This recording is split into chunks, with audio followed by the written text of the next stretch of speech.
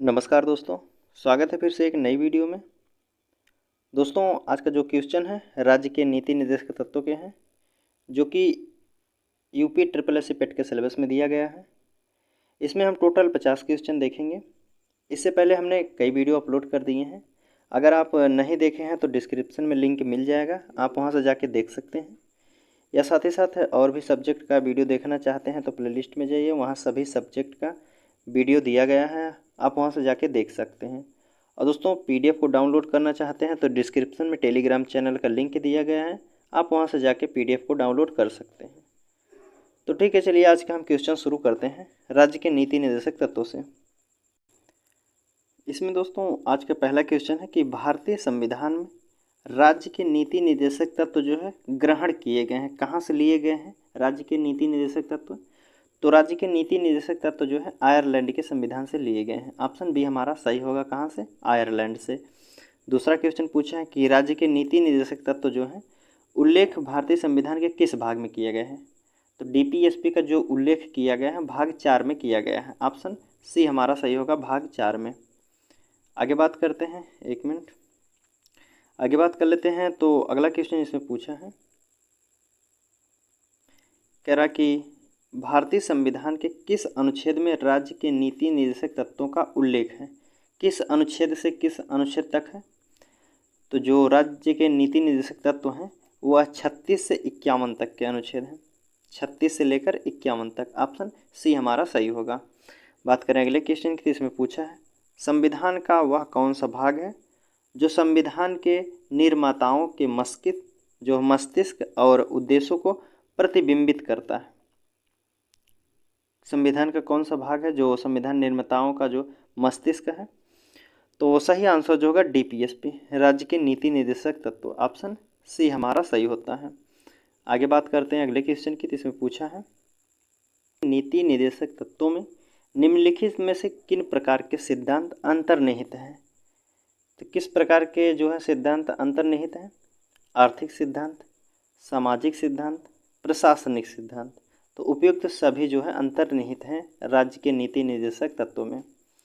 आगे बात करते हैं अगले क्वेश्चन की, इसमें पूछ रहा है कि भारतीय संविधान में राज्य के नीति निर्देशक तत्वों सिद्धांतों को शामिल करने के पीछे मुख्य उद्देश्य क्या था? जो राज्य के नीति निर्देशक सिद्धांतों को शामिल करने का जो मुख्य उद्देश्य था क्या था? तो इसका मुख्य उद्देश्य था कल्याणकारी राज्य की स्थापना करना। क्या था? कल्याणकारी राज्य की स्थापना करना। ऑप्शन ए हमारा सही होगा। बात करें अगले क्वेश्चन की, तो इसमें पूछा है संविधान में राज्य के नीति निर्देशक तत्वों को शामिल करने के पीछे का क्या उद्देश्य था? पीछे का क्या उद्देश्य था? तो पीछे का जो उद्देश्य था सामाजिक आर्थिक लोकतंत्र की स्थापना करना। ऑप्शन सी हमारा सही होता है। आगे बात करें तो अगला क्वेश्चन इसमें पूछा है निम्नलिखित में से किसने जो है नीति निर्देशक सिद्धांतों को बैंक की सुविधा अनुसार देने वाला चेक कहा है? कौन व्यक्ति थे जो राज्य के नीति निर्देशक तत्व को कहे हैं यह सुविधा अनुसार जो है बैंक की सुविधा अनुसार देने वाला चेक है? तो केटी शाह ने कहा है, ऐसा केटी शाह ने कहे हैं। आगे बात करें तो अगले क्वेश्चन की, इसमें पूछा है किस संवैधानिक संशोधन अधिनियम ने राज्य के नीति निर्देशक तत्वों को मौलिक अधिकारों की अपेक्षा अधिक प्रभावशाली बनाया है? किस संशोधन के द्वारा? तो 42वां संविधान संशोधन जो 1976 में होता है उसके तहत जो है राज्य के नीति निर्देशक तत्वों को मौलिक अधिकारों की अपेक्षा अधिक प्रभावशाली बनाया गया है। बात करते हैं अगले क्वेश्चन की, जिसमें पूछ रहा है कि जो भारतीय संविधान का कौन सा अंग समाजवादी जो व्यवस्था स्थापित करने की प्रेरणा देता है? भारतीय संविधान का कौन सा अंग जो है समाजवादी व्यवस्था स्थापित करने की प्रेरणा देता है? तो मूल अधिकार है, मूल कर्तव्य है, नीति निर्देशक तत्व है या फिर नागरिकता है? तो सही आंसर जो होगा नीति निर्देशक तत्व। ऑप्शन सी हमारा सही होता। बात करें अगले क्वेश्चन की, जिसमें पूछा है संविधान में कल्याणकारी राज्य का आदेश दिया जाता है। जो संविधान में कल्याणकारी राज्य का आदेश दिया जाता है किसे दिया जाता है? तो राज्य के नीति निर्देशक तत्वों को। ऑप्शन सी हमारा सही होगा। बात करें अगले क्वेश्चन की, जिसमें पूछा है नीति निर्देशक सिद्धांत जो है क्या है, जो राज्य के नीति निर्देशक सिद्धांत है क्या है, तो यह एक वाद्य योग्य है, वाद्य योग्य नहीं है दोस्तों। क्या है, वाद्य योग्य नहीं है। मौलिक अधिकार जो है वाद्य योग्य है। आगे बात करें तो अगला क्वेश्चन पूछा है, नीति निर्देशक तत्वों का क्रियान्वयन जो है निम्नलिखित में से किस पर निर्भर करता है। तो किस पर निर्भर करता है, सरकार के पास उपलब्ध संसाधनों पर निर्भर करता है। सरकार के पास अगर संसाधन होंगे तो वह आपको जो राज्य के नीति निर्देशक तत्वों को मिलेगा आपको। आगे बात करते हैं अगले क्वेश्चन की। 14 नंबर के क्वेश्चन है कि मूल अधिकार और राज्य के नीति निर्देशक तत्वों में क्या अंतर है। तो इनमें क्या अंतर है, तो जो मूल अधिकार यह है वह वाद्य योग्य है, और जबकि राज्य के नीति निर्देशक तत्व है वाद्य योग्य नहीं है। तो ऑप्शन क्या होगा हमारा, ऑप्शन सी सही होता है। जो मूल अधिकार है वह वाद्य योग्य है, और जो राज्य के नीति निर्देशक तत्व हैं यह वाद्य योग्य नहीं है। ऑप्शन सी हमारा सही होगा। बात करें अगले क्वेश्चन की, जिसमें पूछा है अधिकार एवं राज्य के नीति निर्देशक तत्वों के विषय में कौन सा कथन सही है। मौलिक अधिकार और राज्य के नीति निर्देशक तत्वों में कौन सा कथन सही कहा गया, तो वे एक दूसरे के पूरक होते हैं। क्या वे एक दूसरे के पूरक होते हैं। आगे बात करें तो अगला क्वेश्चन इसमें कह रहा है कि एक कल्याणकारी राज्य के निर्देश आदर्श वर्णित हैं। जो एक कल्याणकारी राज्य के निर्देश आदर्श वर्णित रहते हैं कहाँ, तो राज्य के जो है नीति निर्देशक तत्वों में। ऑप्शन ए हमारा सही होगा। बात करें अगले क्वेश्चन की, जिसमें पूछा है कि नीति निर्देशक तत्वों को कार्यान्वित करने के लिए क्या मूल अधिकारों का हनन हो सकता है। मूल अधिकारों का हनन हो सकता है अगर डीपीएसपी को लागू किया जाता है, तो कुछ का हनन हो सकता है। ऑप्शन बी हमारा सही होगा, कुछ का हनन हो सकता है। आगे बात करते हैं अगले क्वेश्चन की। कह रहा कि भारत के संविधान में अंतर्राष्ट्रीय शांति एवं सुरक्षा के संवर्धन का उल्लेख किस भाग में है। संवर्धन का उल्लेख जो है शांति और सुरक्षा का, यह उल्लेख किया गया है राज्य के नीति निर्देशक तत्वों में। ऑप्शन बी हमारा होगा, राज्य के नीति निर्देशक तत्वों में। अगला क्वेश्चन है, इसमें पूछ रहा है समान कार्य के लिए समान वेतन भारत के संविधान में सुनिश्चित किया गया है। कहाँ किया गया, मौलिक अधिकार में, मौलिक कर्तव्य में, या आर्थिक अधिकार में, या राज्य के नीति निर्देशक तत्वों में।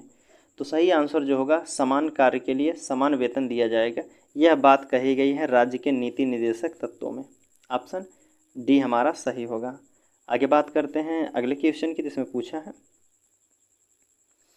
इसमें कह रहा है कि भारतीय संविधान के निम्नोक्त भागों में से किस एक का न्यायपालिका जो है तथा कार्यपालिका में पार्थवाक्य का प्रावधान है। जो कह रहा है कि किसमें न्यायपालिका तथा कार्यपालिका का पार्थवाक्य का प्रावधान है, किसमें कहा गया है, तो यह राज्य के नीति निर्देशक तत्वों में कहा गया है। ऑप्शन सी हमारा सही होगा। आगे बात करते हैं अगले क्वेश्चन की, जिसमें पूछ रहा है कि भारतीय संविधान में राज्य के नीति निर्देशक सिद्धांत को किस मुख्य कारण से सम्मिलित किया गया है। मुख्य कारण क्या है जो सम्मिलित करने का, तो इसका मुख्य कारण जो है यह है दोस्तों कि कल्याणकारी राज्य की स्थापना करना। ऑप्शन ए हमारा होगा, कल्याणकारी राज्य की स्थापना करना। आगे बात कर लेते हैं अगले क्वेश्चन की, जिसमें पूछा है कह रहा कि मूलभूत संविधान में कौन से भाग में राज्य लोक कल्याण की संकल्पना सम्मिलित की गई है। तो किसमें की गई है, राज्य के नीति निर्देशक तत्वों में। ऑप्शन डी हमारा सही होगा। बात करें अगले क्वेश्चन की, तो इसमें कह रहा है कि संविधान का कौन सा अंश है भारत के नागरिकों को आर्थिक न्याय प्रदान करने का संकेत करता है। आर्थिक न्याय प्रदान करने का संकेत करता है, तो संविधान का कौन सा अंग है, तो वह है राज्य जो है राज्य के नीति निर्देशक तत्व हैं। ऑप्शन ए हमारा सही होगा, राज्य के नीति निर्देशक तत्व। आगे बात करते हैं तो अगला क्वेश्चन इसमें पूछा है कि निम्नलिखित में से कौन सा राज्य नीति निर्देशक सिद्धांत नहीं है। तो कौन सा जो है राज्य के नीति निर्देशक सिद्धांत नहीं है, तो यह होगा निजी संपत्ति का जो है यह राज्य के नीति निर्देशक सिद्धांतों में शामिल नहीं है। ऑप्शन डी हमारा सही होगा। आगे बात करते हैं अगला क्वेश्चन है 25 नंबर का। इसमें कह रहा है कि राज्य के नीति निर्देशक तत्वों में क्या शामिल है जो मूल अधिकार में नहीं है। तो राज्य के नीति निर्देशक तत्वों में क्या शामिल है जो कि मूल अधिकार में नहीं शामिल है। तो लघु एवं कुटीर उद्योग को प्रोत्साहित करना यह राज्य के नीति निर्देशक तत्वों में शामिल है और मौलिक अधिकार में शामिल नहीं है। तो ऑप्शन डी हमारा सही होता। आगे बात करते हैं अगले क्वेश्चन की। इसमें अगला क्वेश्चन है कि कह रहा है कि राज्य के नीति निर्देशक तत्व नहीं है। तो क्या नहीं है राज्य के नीति निर्देशक तत्व। वैज्ञानिक मनोभाव के विकास का, या फिर पोषाहार के स्तर को ऊपर उठाना, या कमज़ोर श्रेणियों के आर्थिक हित को बढ़ाने का, या फिर कार्यपालिका से न्यायपालिका को अलग करने का। तो यह जो ऑप्शन होगा मनोवैज्ञानिक मनोभाव के विकास का, ऑप्शन ए हमारा सही होता है। आगे बात करें अगले क्वेश्चन की। तो इसमें कह रहा है कि किस नीति निर्देशक सिद्धांत को प्रायः समाजवादी माना गया है। किसको माना गया है समाजवादी। तो ग्राम पंचायत की स्थापना को माना गया है समाजवादी, ऑप्शन ए हमारा सही होगा। आगे बात करते हैं अगले क्वेश्चन की। तो इसमें पूछा है, कह रहा कि निम्नलिखित निर्देशक जो है, निम्नलिखित निर्देशक सिद्धांतों में से वह सिद्धांत कौन सा है जिसे जो है गांधीवाद सिद्धांत कहा जाता है। गांधीवाद जो सिद्धांत कहा जाता है किसे कहा जाता है। स्वशासन के प्रभावी एकलों के रूप में ग्राम पंचायत का गठन जो है संगठन, उसे कहा जाता है गांधीवाद, ऑप्शन बी हमारा सही होगा। आगे बात करते हैं अगले क्वेश्चन की। जिसमें पूछा है नीति निर्देशक तत्व का महत्व किसके लिए है। जो नीति निर्देशक तत्व का महत्व है किसके लिए है। तो इसका सही आंसर जो होगा राज्य के लिए है, समाज के लिए नहीं होगा दोस्तों, राज्य के लिए होगा। आगे बात करते हैं अगले क्वेश्चन की। जिसमें पूछा है भारत के किस राज्य में समान नागरिक संहिता लागू है। किस राज्य में है समान नागरिक संहिता लागू जो है गोवा में लागू किया गया, ऑप्शन डी हमारा सही होगा। आगे बात करते हैं। तो अगला क्वेश्चन पूछ रहा है राज्य के नीति निर्देशक सिद्धांतों के अनुसार जो है किस आयु तक के बच्चों को निःशुल्क एवं अनिवार्य शिक्षा देने की आशा की जाती है। कितने वर्ष के बच्चों के लिए। तो यह 14 वर्ष के बच्चों तक के इन्हें निःशुल्क शिक्षा अनिवार्य दिया जाएगा। आगे बात करते हैं अगले क्वेश्चन की कि राज्य के नीति निर्देशक सिद्धांत किस प्रकार का जो मौलिक अधिकारों से भिन्न होता है। किस प्रकार से मौलिक अधिकारों से भिन्न होता है। तो इसमें जो कहा गया है राज्य के नीति निर्देशक सिद्धांत जो है परिवर्तनीय नहीं है, जबकि मूल अधिकार परिवर्तनीय है। मतलब इसमें कहने का उद्देश्य है कि राज्य के नीति निर्देशक तत्व जो है वाद योग्य नहीं है, मौलिक अधिकार वाद योग्य है। आगे बात करते हैं अगले क्वेश्चन की। इसमें पूछा है 33 नंबर का, कह रहा है कि भारतीय संविधान के कौन से संशोधन अधिनियम द्वारा टकराव की दिशा में राज्य की नीति निर्देशक तत्वों को मूल अधिकारों पर वरीयता प्रदान की जाती है। तो किसमें की जाती है 42वां संविधान संशोधन द्वारा, ऑप्शन बी हमारा सही होगा। आगे बात करें अगले क्वेश्चन की। इसमें पूछा है, कह रहा है कि भारतीय संविधान के अंतर्गत कल्याणकारी राज्य की अवधारणा निम्नलिखित में से किस अनुच्छेद में वर्णित है। जो कल्याणकारी राज्य की अवधारणा है वह निर्णय जो किया गया है अनुच्छेद की बात की गई है तो वह 38 में कहा गया है। किसमें 38 में, अनुच्छेद 38। आगे बात करें तो अगला क्वेश्चन इसमें कह रहा है समान न्याय और निःशुल्क विधि सहायता का प्रावधान संविधान के किस अनुच्छेद में है। किस अनुच्छेद में कहा गया है जो है न्याय और निःशुल्क विधि सहायता प्रदान की जाएगी। किस में कहा गया है अनुच्छेद 39 के ए में कहा गया है। आगे बात करते हैं अगला क्वेश्चन इसमें पूछ रहा है भारतीय संविधान के निम्नलिखित अनुच्छेदों में से कौन सा अनुच्छेद जो है राज्य सरकारों को ग्राम पंचायतों को संगठित करने का निर्देश देता है। जो है कि ग्राम पंचायत को संगठित करने का निर्देश देता है तो कौन सा अनुच्छेद है। तो अनुच्छेद 40 होगा, ऑप्शन बी हमारा सही होगा। बात करें अगले क्वेश्चन की। इसमें पूछा है भारतीय नागरिकों के लिए एक समान सिविल संहिता प्राप्त करने की बात कही गई है, किस अनुच्छेद में कहा गया है। तो यह कहा गया है अनुच्छेद 44 में, ऑप्शन बी हमारा सही होगा। बात कर लेते हैं अगले क्वेश्चन की। जिसमें पूछ रहा है संविधान के किस अनुच्छेद में न्यायपालिका का कार्यपालिका से पृथक्करण का उल्लेख किया गया है। तो किस में कहा गया है अनुच्छेद 50 में कहा गया है, जो कि न्यायपालिका और कार्यपालिका का पृथक्करण का है। अगला क्वेश्चन है कि राज्य के नीति निर्देशक सिद्धांतों में से किस अनुच्छेद का संबंध जो है अंतर्राष्ट्रीय शांति और सुरक्षा के संवर्धन से है। किस अनुच्छेद में बात कही गई है कि अंतर्राष्ट्रीय शांति और सुरक्षा के संवर्धन से है। तो यह अनुच्छेद 51 में कहा गया है। ऑप्शन बी हमारा सही होगा। बात कर लेते हैं अगले क्वेश्चन की। 40 नंबर क्वेश्चन है कि भारतीय संविधान के किस अनुच्छेद द्वारा जो है निम्न दुर्बल वर्गों को शिक्षा संबंधी जो है सुरक्षा प्रदान की गई है।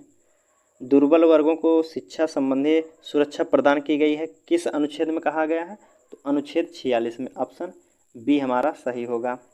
अगले क्वेश्चन की बात करें तो इसमें कह रहा है कि काम करने के अधिकार को राज्य के नीति निर्देशक तत्वों में निम्नलिखित में से किस अनुच्छेद में अंतर्गत रखा गया है। किस अनुच्छेद के अंतर्गत रखा गया है, तो यह 41 में रखा गया है। ऑप्शन सी हमारा सही होता है 41 में। बात करते हैं अगले क्वेश्चन की जिसमें पूछा है, कह रहा है कि 42 नंबर के भारत के संविधान के अनुच्छेद जो है 49 में क्या प्रावधान है। अनुच्छेद 49 में क्या प्रावधान कहा गया है। कारखानों और खदानों में बच्चों के रोजगार जो 14 वर्ष से कम आयु का निषेध किया गया है। या बी ऑप्शन कह रहा है कि बच्चों के लिए निःशुल्क एवं अनिवार्य शिक्षा का प्रावधान है। या सी ऑप्शन अंतर्राष्ट्रीय शांति एवं सुरक्षा को बढ़ावा देना। या डी ऑप्शन कह रहा है स्मारकों एवं स्थानों का प्राकृतिक महत्व की वस्तुओं को संरक्षण करना। तो ऑप्शन डी हमारा सही होगा। अनुच्छेद 49 जो कहता है कि स्मारक एवं सार्वजनिक स्थल को सुरक्षित रखना। आगे बात करते हैं अगले क्वेश्चन की। इसमें कह रहा है कि अगला क्वेश्चन, निम्नलिखित में से कौन सा जो है राज्य के नीति निर्देशक तत्वों में शामिल है। राज्य के नीति निर्देशक तत्वों में शामिल कौन कौन से हैं। मानव के दुर्व्यापार और बलात्श्रम शामिल है। या फिर मादक पेय स्वास्थ्य के लिए हानिकारक औषधियों को प्रतिषेध किया गया है। तो ऑप्शन बी हमारा सही होगा। ऑप्शन बी हमारा सही होता है। केवल 2 जो है शामिल किया गया है। आगे बात करते हैं अगले क्वेश्चन की। तो इसमें कह रहा है 44 नंबर का, निम्नलिखित में से कौन सा एक राज्य नीति निर्देशक तत्वों का उद्देश्य नहीं है। राज्य के नीति निर्देशक तत्वों का उद्देश्य नहीं है, क्या नहीं है। तो एक धार्मिक राज्य की स्थापना करना यह राज्य के नीति निर्देशक तत्वों का उद्देश्य नहीं है। ऑप्शन डी हमारा सही होगा। बात करें अगले क्वेश्चन की जिसमें पूछा है, इनमें से कौन राज्य के नीति निर्देशक सिद्धांतों में सम्मिलित नहीं है। क्या सम्मिलित नहीं किया गया है डीपीएसपी में, तो इनमें से जो है सूचना का अधिकार शामिल नहीं किया गया है। ऑप्शन डी होगा सूचना का अधिकार। आगे बात करते हैं अगला क्वेश्चन पूछ रहा है, निम्नलिखित में से कौन सा एक संविधान 42वें संविधान संशोधन द्वारा नीति निर्देशक तत्वों को जोड़ा गया था। 42वें संविधान संशोधन में कौन सा तत्व जोड़ा गया है, तो यह जोड़ा गया था सभी नागरिकों के लिए समान आचार संहिता। ऑप्शन सी हमारा होगा, सभी नागरिकों के लिए समान आचार संहिता। आगे बात करें तो अगला क्वेश्चन है 47 नंबर का, कह रहा है कि भारत के कल्याणकारी राज्य होने का विचार पाया जाता है। भारत के कल्याणकारी राज्य होने का विचार पाया जाता है, कहाँ पाया जाता है। संविधान की प्रस्तावना में, या फिर मौलिक अधिकारों में, या फिर नीति निर्देशक तत्वों में, या ऐसी दोनों में। तो इसका कहने का मतलब है कल्याणकारी राज्य होने का विचार पाया जाता है। कहाँ कहाँ पाया जाता है, संविधान की प्रस्तावना में भी पाया जाता है और राज्य के नीति निर्देशक तत्वों में पाया जाता है। तो ऑप्शन हमारा होगा ए और सी दोनों सही हैं। आगे बात कर लेते हैं तो अगला क्वेश्चन है, इसमें कह रहा है, इसमें कह रहा है कि राज्य के नीति निर्देशक तत्व सहज अध्ययन के लिए निम्न में से कौन से भागों में विभाजित किया जा सकता है। कितने भागों में विभाजित किया जा सकता है। समाजवादी, उदारवादी, वैधिकतावाद, बौद्धिकतावाद, या फिर गांधीवाद, या उपयुक्त सभी। तो इसका सही आंसर जो होगा उपयुक्त सभी में विभक्त किया जा सकता है, बांटा जा सकता है। ठीक दोस्तों, हमारा क्वेश्चन आज का यहीं समाप्त होता हुआ। चलिए आपसे मिलते हैं अगले वीडियो में, तब तक के लिए धन्यवाद दोस्तों।